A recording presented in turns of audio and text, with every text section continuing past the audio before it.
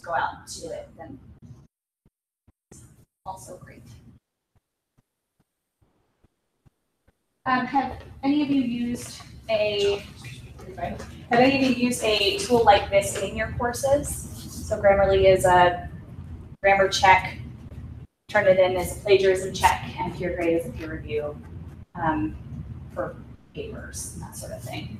There's Safe Assign in Blackboard, which I'm going to assume is similar to Turnitin. Yeah, it is. So it is. And if you've ever done a peer review process in class, I used to do the trading papers, require students to bring papers, hard copies with them to class, and that never seems to work all that well. There always seemed to be a fatal printer error right before the classes started.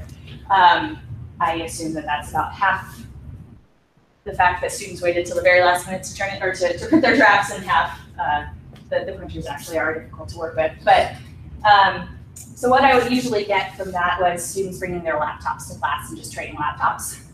And I found that that worked, but you still had to hand someone your laptop, or you had to do it through Google Share, that sort of thing, which also works. But the nice thing about peer grade is you can develop a rubric that you would be grading off of, and they can look at each other's papers with that rubric right there, and they can actually like mark it with the rubric. And then turn it in is just like, yeah, it's a lot like Safe Assign. So those are the 3 tools I'll be talking about, and kind of how to incorporate them well into your classes. We can talk about how they work as well. I've got some examples I'll show you if you're interested. So this first one is Grammarly.com. Yourgrade.io is the way to get to that, and then turn it in. One of the key things I have found about these 3 tools, and I'm a writing professor, I'll say that, so this will be very much based on process, which is our pedagogy, our key pedagogy. But these are wonderful tools, but you have to use them as tools. So one thing that I hear from students and instructors a lot is, my teacher had me run this through Grammarly, so I had to do that before I turned it in, or I'll hear professors say, I had to have, or I make all of my students run their papers through Grammarly so that at least they're readable. I don't know if you've ever encountered a paper that's not very readable, or a student assignment, I'm sure you have. But the problem with that is that these things do not fix writing. So in a technological world, people are trying to automate more and more and more. Writing is one of the really difficult things about automation. It's so subjective, and it's so based upon specific meaning within a certain text or a certain composition that it's you can't really automate it. So these are tools that can help to make a better student paper or a better student assignment. I guess it doesn't have to be papers, it's just the way I think. But it's not something that will fix the student writing. So we have to still teach things like information literacy, paragraphing, writing processes for these really to be helpful tools. If we treat writing tools as teachers, which is what I usually run into, students will continue to struggle, or they will find these tools unhelpful. And then I've found that instructors will abandon them if we can't figure out how to work them well into our courses. So they can be incredibly helpful. We just have to use them as they are meant to be used. So incorporating these tools into the classroom can help students, instructors use them to their benefit rather than just being a technological tool for technology's sake. So I'll first start with Turnitin. I think we could apply most of this to Safe Assign as well, which it seems like you all have access to. It is helpful in identifying plagiarism based on internet sources, and it can help students recognize how much they rely on the words of others.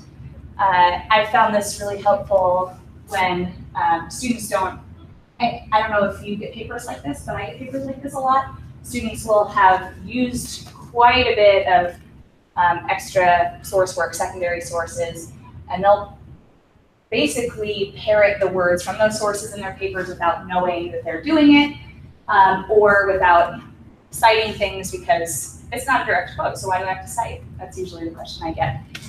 So I found that this is helpful to help students realize how often they rely on other people's words. I usually find that they are reading the sources and then they're just, instead of paraphrasing it or turning it into their own words, they're just remembering what they read and then putting it down again. So Turnitin scores can be misleading a little bit. It can flag correctly cited sources as well as plagiarism. So in my Canvas courses, and I know most of you use Blackboard, is that right? Okay, so in my Canvas courses, because Turnitin is embedded, we get a match number, and often it's as high as 25%. But those are usually quotations and or citations. Like it'll flag an entire title if well, it will always flag the entire title in a citation or a works cited page. And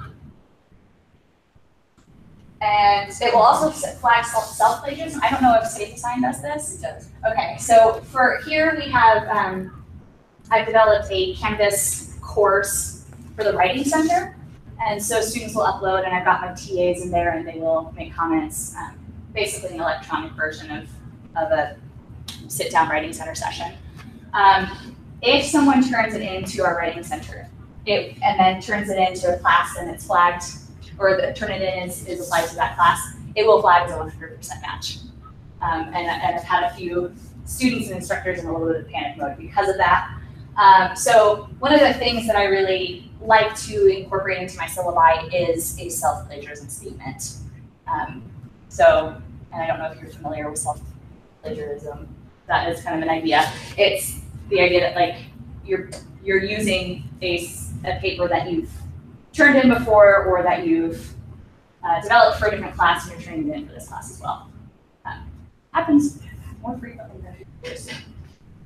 So I usually like to say, this is my self-plagiarism statement, and it just depends on your philosophy, but this will catch that, and it will catch it in innocuous ways as well as ways that students are actually trying to cheat. So that's something to know and to be aware of.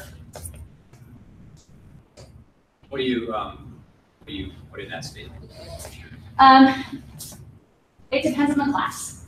So if it's an upper division writing class or upper division literature class, I'll say you can use research you've done for other classes, but you have to expand on it, basically trying to teach the research process. You start with one idea and then you kind of build on it into something bigger, like a thesis or a research paper. So I'll allow it more in that setting, but it has to change significantly from what it started with. And then in a first year writing class, they need to start with a new. So typically, if I get it, I've used Turnitin as well as Safe Assign, but I'll typically, if there's a big chunk that's there and they don't get credit, say, I'll just send it back to them. This is not acceptable. Right. If they happen to just use maybe a couple lines, that would be more like, I'll tell them, you can cite yourself, you can actually quote yourself. That's Yeah. a cool thing, so, but make sure you do it. Right. Obviously you can't put a whole big block of paper in here in the middle. That seems to work okay too. I would say I see it show up. It's 1 out of 10 students, maybe once in class or something. Right. It's really done. We're not over, but doing sense. Right. Yeah, it's not something I run into frequently, but I usually have students, if they're interested in doing it, ask me ahead of time. So, but I have had, so for my intro to writing class, sometimes I'll end up with upper division students in that class because they just didn't take it as freshmen. And they'll have written papers for other classes, and sometimes I'll get an entire paper, like this was for my upper division religion course. And I mean, not only is that obvious based on the fact that it doesn't really match the assignment as I built it, but it's also flagging in Turnitin. So that's a little bit more of the not okay version. But if they're saying, I did this paper, this 2-page paper on Pride and Prejudice, I'd like to build on that to get to this 10-page paper. then they have to change it significantly to make it work. So that one I'm far more open to. So let me show you. I used all my own assignments here, so I'm laying myself bare a little bit. Oh, didn't like my link. So here's an example of a Turnitin assignment.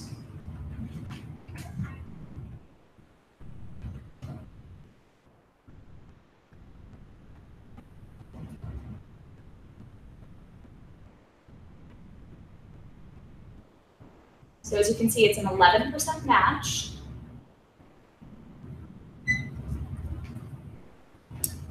And it is an annotated bibliography I did for a course.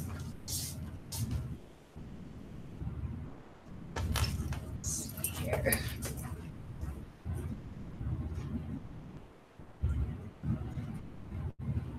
we go. So as you can see, it's flagging the majority of my citations. And this is fairly common because if the citation is built in anywhere else, it'll flag it. But you'll see here as well where it's coming from. And sometimes it's pulling the correct or the original location. So this is 4Cs, it's a composition conference, and there's a journal that they produce based on that. So this is coming from the original source. Up here we've got NCT, National Council of Teachers of English. So that one's coming from a direct source as well, files.eric. So Eric's another database, library database that we have.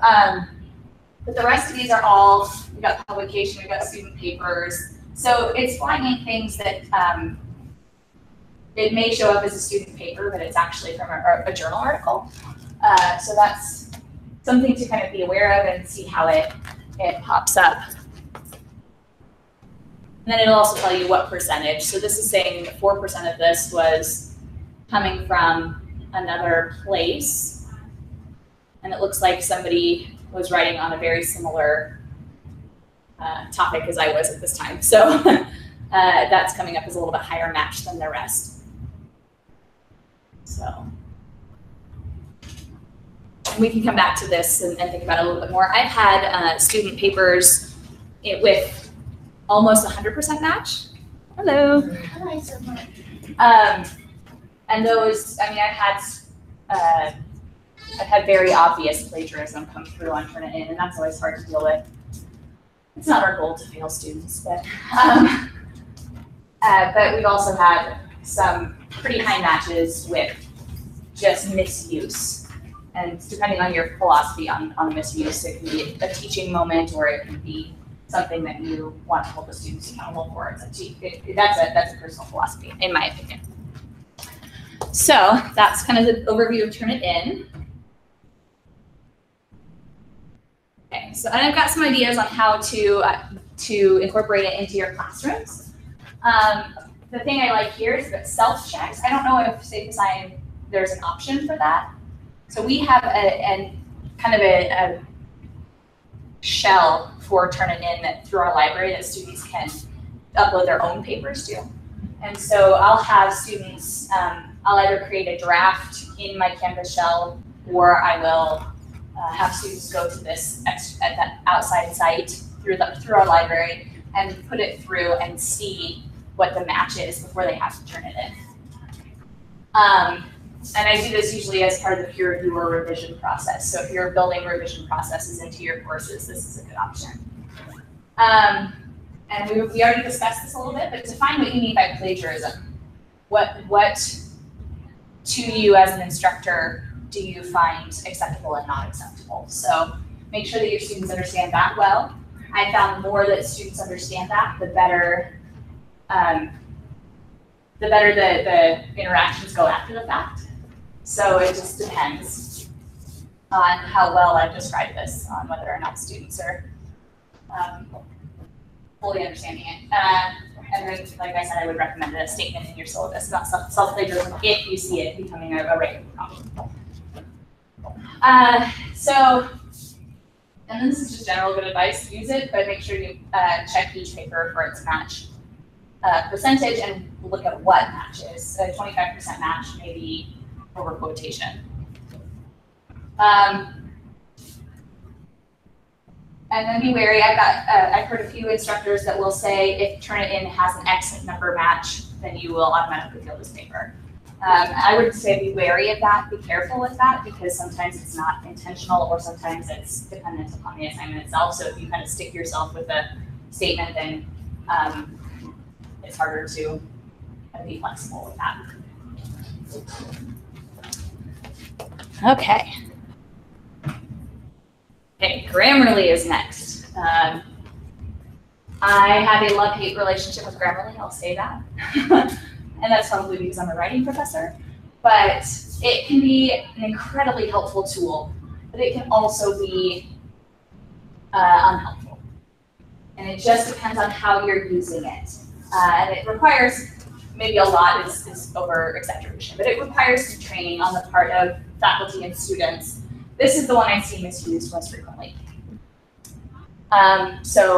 But it's also really helpful if you want to run a grammar check on your students or have your students run grammar checks. I would say, I usually do not recommend Grammarly until a student's paper is ready for proofreading. Have any of you heard of the writing process before? We have no writing professors, right? Okay, I'll draw you a picture.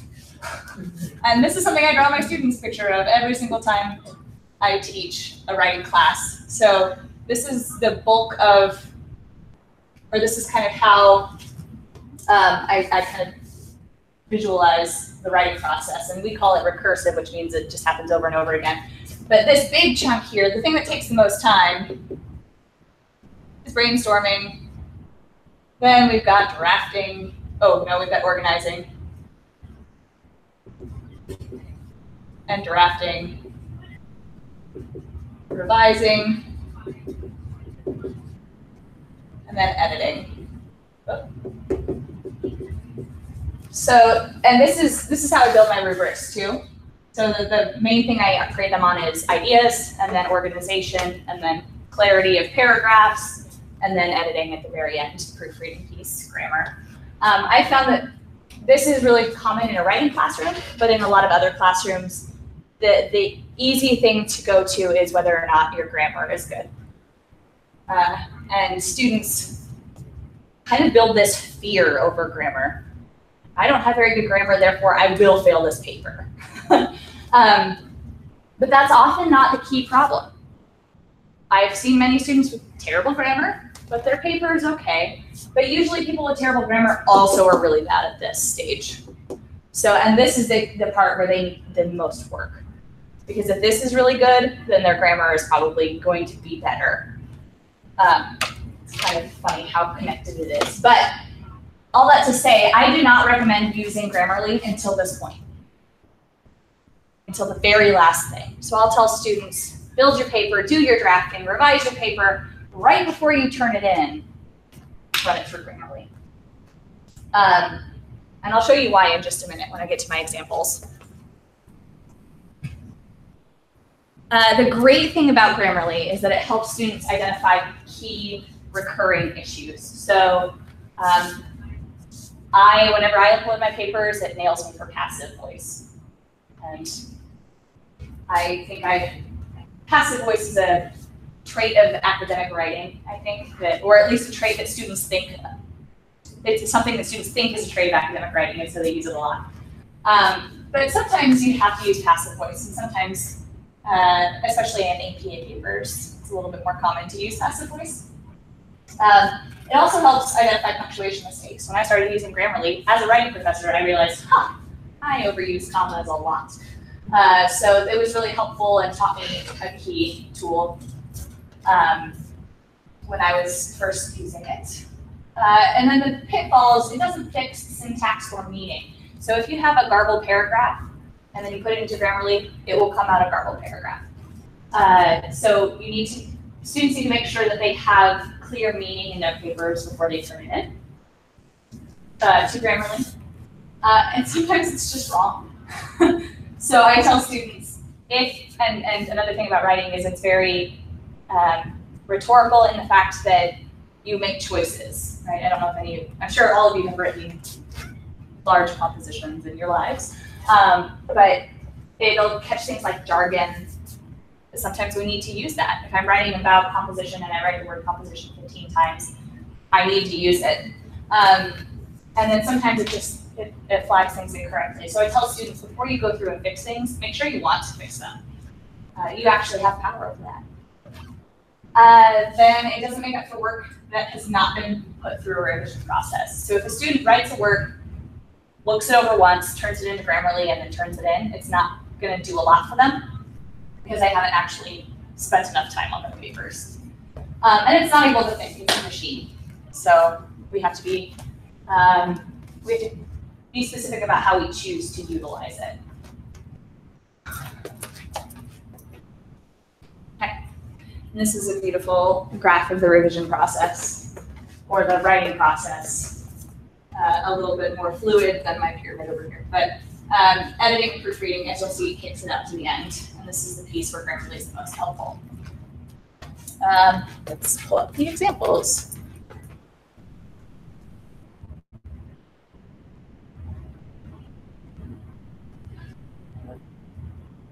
These are all my papers.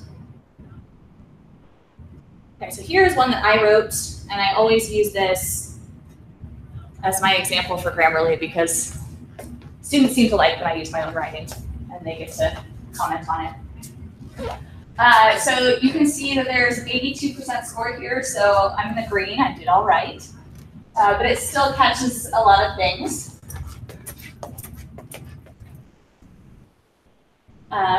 And then it gives, these red ones are things that I've just done wrong, apparently. And then there's suggestions here.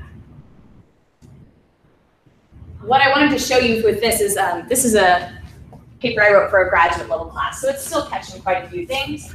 But I'll say that here, this is a quote. So it's catching Robert Frost's grammar as well. And obviously I can't change that. And unless I tell a student you can't change that, sometimes I'll just click through and let it all be fixed. So that's problematic. So if I can actually do this, it didn't like my title, so I can change that. This is a quote, so I can't change that. That's also a quote. That I just over typed. Okay, so I can go through and I can click all of these things, and then I'll show you what happens when I do that.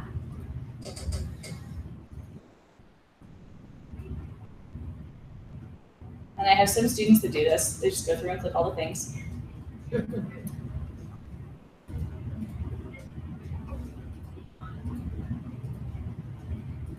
Yeah, all my mistakes. Okay, so now you'll see.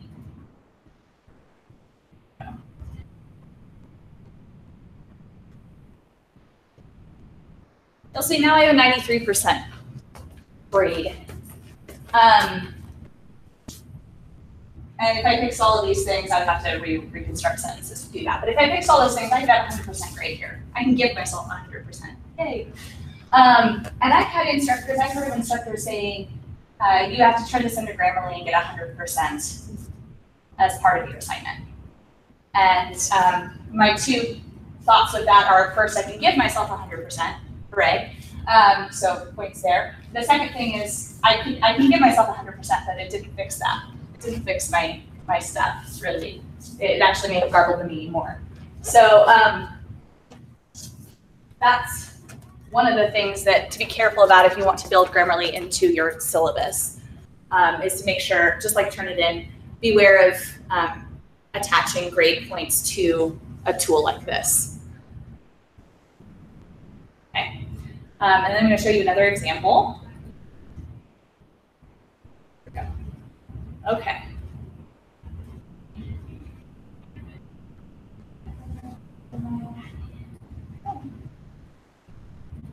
Here we go. There it is. Okay, I'm just going to read you this paragraph, and then I'll show you what happens with it. There's a saying goes that it is better to travel 10,000 miles than read 10,000 books. Read 10,000 books can enrich our knowledge, but travel 10,000 miles can expand our horizons and enrich our experience. The meaning of travel doesn't mean I have to be there. It means a change. Travel can change a person's character and make people have long-term perspective. In the trip, you can see a lot of people with different lifestyle and different habits. You can realize there's not only one lifestyle, every people has a different lifestyle. But you can start to see markers here of a non-native English speaker. And as you'll notice, the only thing it caught on this first 4 or 5 sentences is a misplaced period. So you can see here, this is a living example of how Grammarly doesn't fix meaning. So if a second language student comes into the Writing Center, or I'm working with them on a class, I will have them work on specific grammar choices and structures. Those connotations are a really bad problem, a really key problem I find frequently. I'll work on those things before I say, let's turn it into Grammarly. But I've also found that this is the first thing instructors will do for non-native English speaking students. They will say, run it through Grammarly, because I can't quite make out what you're trying to say here. That's not going to help. It's not going to help. So I would work with the student through this paragraph and then say, okay, now I think it's ready for Grammarly.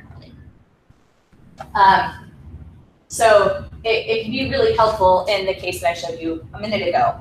This student is not ready for it. So keeping that in mind, if you have a second language student, it's best to send them to the Writing Center to work through these pieces if you don't want to do that in your classes. And it's really helpful for them to understand that this is kind of the process they have to go to get to a place where they're turning in assignments that we are interested in reading, not interested in reading, we're interested in reading all of them, but to the point where we get a paper that is clear and cogent, and we can have it, the rubric being applicable to it. So it just takes steps.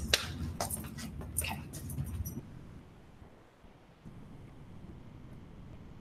Some ideas for Grammarly. First one, like I just said, make sure you go through a writing process, or telling students they have to conduct a writing process, because I'm sure if you're not a writing professor, which it sounds like none of you are, you don't want to take this time in your classrooms. I don't even take this time in my literature classrooms. So just reminding them that, hey, you can't just write a paper, turn it in. We can have the same expectations a writing professor does. We just have to remind students to go through those processes. They all learned it. If they're a second year student, they likely have gone through this writing sequence. So we can hold them to those standards, even as business professors or nursing professors or whatever it is that you teach. So just reminding them and sending them back to it might help, or I found it is very helpful. So show students an example in Grammarly if you want to use something like this. Examples are so powerful. I don't know if you've seen that happen in your own classrooms. If you provide examples, things suddenly get much better. I incorporated bibliography into my writing class every year, and I was, for 2 or 3 semesters, very discouraged by what I was seeing as it came in. And then I realized, okay, maybe I'll put up an example. And as soon as I put an example, the formatting it dramatically changed. Students got much better with that. So often as visual learners, once they see it, they can kind of reproduce it.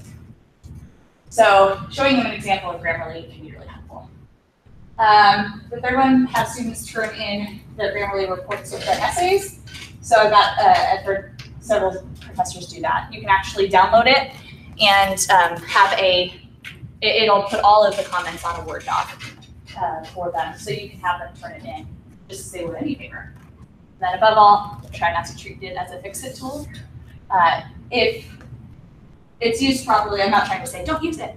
Use it. It's a great tool. It's a really great tool. But make sure if you are going to use it in your classrooms that you're reminding students that it's not just a write it once, turn it in. Is this a paid version or the free version of the student? Either way, yeah. And provide the same for them? It does. So the key difference is the paid version is unlimited. The free version, I think students have like 25 submissions they can put through before they're asked to upgrade to the paid version. So it's a limitation on size, not Just size in a period of time, or just once they finally. I think it's once they hit that number that they have to. Because I use Grammarly myself, just incorporated for like emails and things like that, just to pick things up. But I've never really like submitted a paper through it, so I wasn't familiar with how that works. I can show you when we get to the questions. All right. Yes, that's a good point. Grammarly, you can also add an extension onto your internet browsers. You can add it into Word itself. You can add it into your emails. So it's really helpful for business as well. I don't use it in that way. I usually use it in the student paper way. So, but I'm It forgetting can get in the way sometimes, because sometimes it actually works with your normal spell check and things like that. And oftentimes it's like they're competing for attention or something. And you're trying to figure out, I got to get that one out of the way to be able to make the changes. On one computer in particular, I was having a lot of problems. I had to just take it off because it was a nuisance. But other than that, it works pretty well. Things. Yeah, it's really nice on emails. I type too fast and end up with a lot of typos, which is embarrassing as a writing professor. Yeah, so I'll show you how to upload a paper to it in just a minute here. But it is kind of the same process as those extensions. Or it runs the same process. Papers that the extensions do. Okay, peer grade. This is one of my favorite tools in the classroom. And I will show you why in a minute. But it's basically an electronic exchange of papers for peer review. Does anyone use a peer review process in their classrooms, or have you? Do, but it's just our own rubric, and they're working on group projects primarily, and so they have to assess how each person in the group has contributed. So it's not so much paper and papers, it's the group interaction. Commentary, group interaction. Okay. And that's actually, peer review is more effective in that way than it is, here's my paper, tell me what I did wrong. I often get this response, it looks good, because students are afraid to really kind of dig in, so and comment on each other's works. So there are this is not part of this, but there are some tips I can give you as far as how to construct a peer review that is a little bit more effective. But the thing I love about this is that you can build that rubric right into peer grade. You can build it into peer grade, and then you can use peer grade in one of two ways. You can use it in the classroom, so there's a live session, and I'll actually show that to you in a minute. But you can also conduct it outside the classroom. So you can set dates so if your class meets Tuesday, Thursday, and you want them to do a peer review between Thursday and the following Tuesday, you can do that outside the classroom, and you can have peer grade do it automatically. You don't have to go in and manually do it, which is really nice. So you can then leverage peer review outside your classroom times. One of the things I don't love about peer review is that you have to devote a whole class day to it, or a partial day, or if you're trading papers. But if you are using peer grade, then you can do it outside the classroom, and then make sure you're using that classroom for valuable instruction time. And it also gives you analytics to show immediate data. So I can see who's commented, what they're finding most helpful, where my rubric kind of goes wrong, and what the common responses are. So if the students mark, hey, your thesis needs some work, 2/3 of the class get that comment, I can see, oh, we need to do some thesis work in the classroom. So that's nice. One of the pitfalls is tiered due dates, and it's awesome and also a pitfall because I can say, make sure your paper is submitted by Tuesday. On Wednesday, it'll open up for review, and then on Friday, it'll close.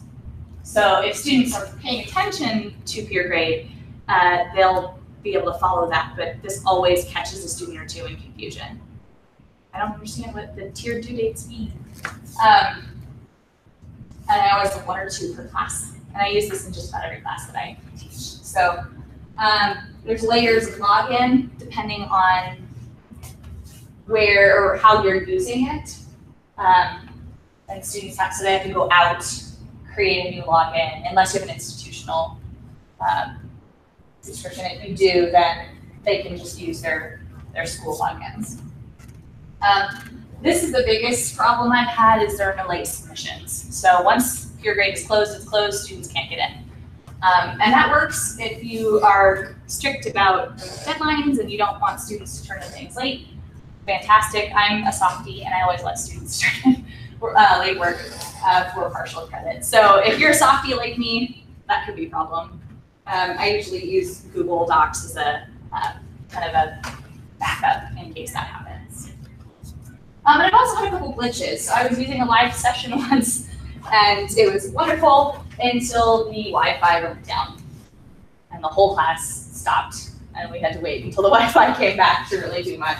So anytime you use technology, there's the possibility of glitches. Okay, so this is the Pure Grade,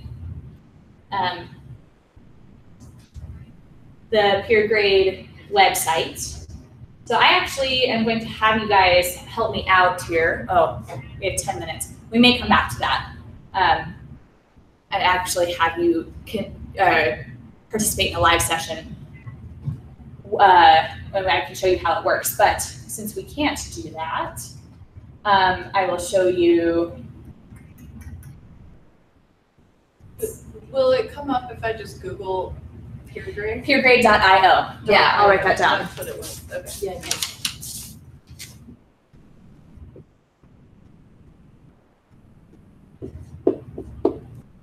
Okay. And then if you're going to do a live session, I'll pretend to create one really quickly here. So this is, my students are sitting in the classroom, and I want them to do a peer review process through Pure Grade. There's a class code. They can go to this website with the /join, and they can use this class code to get in, and then I can see all of my students that have joined the class. I can see that they have turned in papers, because as soon as they turn in paper, it's going to kick over to giving feedback. Once they've given feedback on their 3, 2, whatever you set it to be, you'll kick it over to reacting to feedback, and the students can say, okay, I received your feedback. And then once it does that, it moves over to done. So you can actually watch it move through the process, and you can see, okay, Bobby Sue over here has not submitted her paper. She's just sitting there on the internet, like maybe she's sitting over here just staring at her computer screen, which means she's probably not participating in this assignment. So that's the really nice part, is you can see it move through as students do it in the moment. So this is the live session. And let me show you a quick.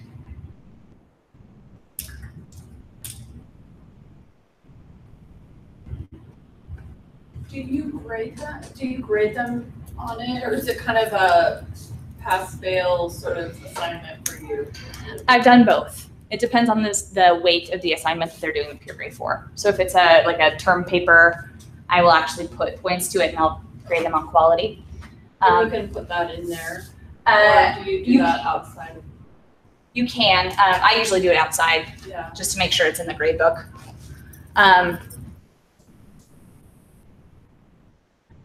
It doesn't interface with Blackboard, correct? Unless you have, I'm not sure. It can integrate with a lot of LMS systems, but it depends on if that's the institutional subscription component that's really nice. Right. Is that you can do that. But if you don't have the subscription, you can do all of it outside. You just have to then submit your own points to the grade book. Yeah.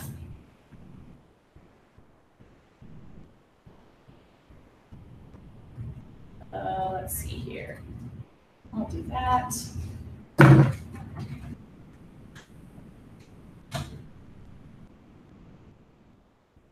And I can actually copy my whole class, which is delightful because I teach the class every year. Okay, so here is what it looks like when you created the class, and you can create assignments. So I've got 2 assignments here. I'll go to my close reading exercise, and you can see these are the tiered deadlines. So they may submit on Sunday, March 26th. The submission is closed on Thursday, so they can submit their papers anytime between Monday and Thursday. On Thursday at 11, they can't submit anymore. And then everyone's papers are moved to feedback. In that feedback stage, they have from Thursday to Sunday to provide feedback. And then once Thursday at 11:01 occurs, it'll close the feedback, and then it'll give all the students their feedback. So at this point, Sunday, on Sunday, I can see the feedback that everyone has given my paper, which is nice. So this is the part that students get a little confused about, but if they get it, it's really nice because you can then say, you have from Sunday to Sunday to do this, and then Monday morning we're going to talk about it, or Monday morning your paper is due. So that's really nice. Let's see. And here's my rubric. So you can build that rubric in, and you have the option for you can create a scale, you can do multiple choice, or you can do just open commentary. So there's a lot of options there. Do you find that it works? I'm sorry, I'm just going to No, you're fine. the question, but do you think that it's okay to have them submit rough, like their outline for a paper, and then, Yeah, so in my writing classes, I will have those steps, like preliminary outline stuff. here, outline week 1, week 2 is draft, week 3 is bibliography, and I've put all of those steps through here. And they can give commentary on all those things. They can do group projects through here as well. So it's not just, you can think very creatively about how to use PureGrade. You can use it for a variety of different applications. It doesn't just have to be the papers. So Sorry, do you specify like how many students like you have to read 2 other papers? And so then once, say a paper's been read twice, is it to kick it out of that feedback so other students have to pick? Yep. Yeah, so I can set as many as I want. I usually do 3 for no reason other than that's what the program defaults to.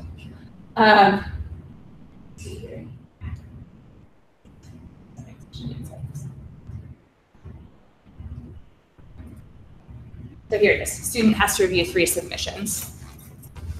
So it'll copy that paper 3 times and send it to 3 different people, and they'll give comments. I can send it to 2 or 5 or 15, whatever I want to do. The other nice part is it only allows students who are given feedback to see feedback. So there is another step of you have to actually complete the assignment to get the benefits. And I really like that as well.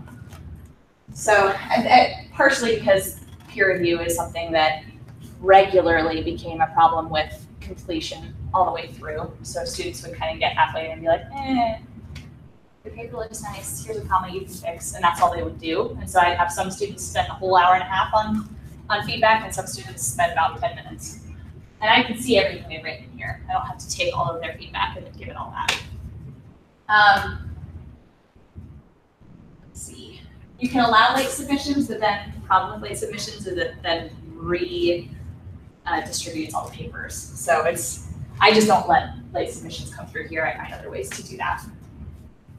The only problem I have with PureGrade, and like I said, it's not quite as robust as Eli, if you've heard of that, but it's a lot cheaper, which is helpful for our students, is that I have some students with Macs. It'll take whatever form you submit the paper as, and then that'll be what the receiver gets. So I have a PSE and my student has a Mac. She uploads with Pages. I can't see it.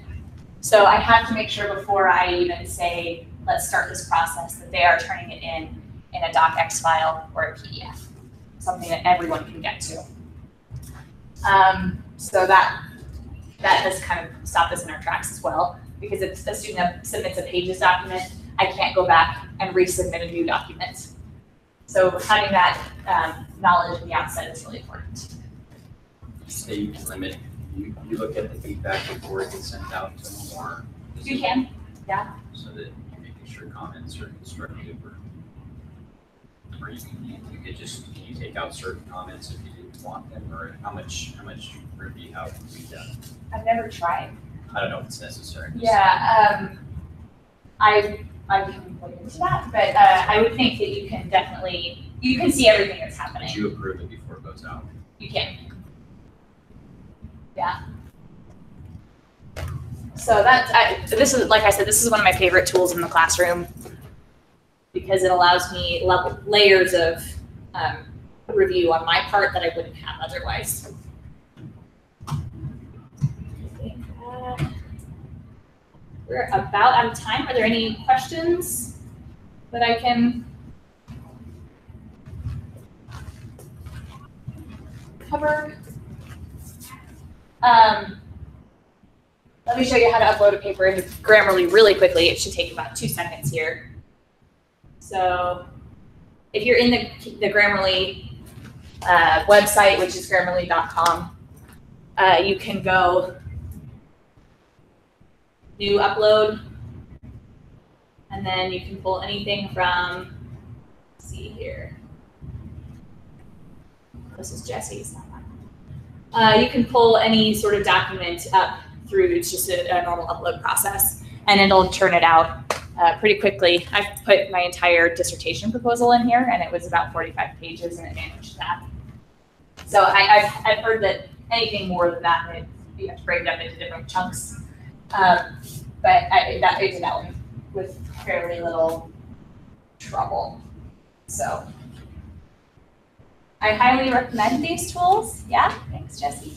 I highly recommend these tools, but again, just making sure that you are utilizing them in ways that are helpful and not just technology for technology's sake is the best practice, I would suggest. So we're at time, so if you have more questions, you're welcome to ask, but otherwise I'll let you go.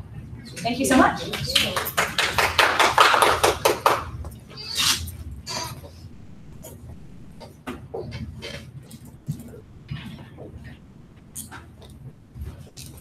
And do you two, are you at BSU as well, or? Yes. Yeah, lots of BSU folks. I teach media production. Okay. We had a paper, but see, I'm not teaching it this fall, so I probably won't have people do any outlines for my other class, but yeah, how about you? I'm here at NNU. Yeah, and I run the writing center and teach writing classes. So yeah, I use these tools a lot. Yeah, just by nature of my classes. Thanks. Do you have Blackboard? Do you guys use Blackboard? We use Canvas, Okay. but I have taught at CWI and used Blackboard. Okay. I still like Blackboard, but It was a I just challenge. wondered if there's a similar tool in Blackboard, because the nice thing is anything you do in the Blackboard, the grading just transfers right over. Right. Right? Yeah, and that's the difference between the institution having a subscription to it and having to use the free version. Is that the free version takes a little more work. Yeah. I would They might have it. I don't know, I would call the idea shop Yes. and They know ask, everything. and they have, and there's really good, I don't know, I work closely with, they have some trainings too in Blackboard Oh, yeah. that Yeah. There's so much. I haven't Good stuff. gone. I actually worked a lot with eCampus, and I learned more in the last year working with eCampus about Blackboard, and I'm continuing to learn about Yeah. Blackboard and what it does. Yeah. Then yeah, it was sort of like, here's your course in Blackboard. Good luck. Figure it out. That was like Yeah. my first experience with it. That was my first experience with Blackboard too, and I do not find it self-explanatory I at all. don't, I am struggling sometimes, but they are very helpful when you call them. Yeah. But this fall I'm teaching a only online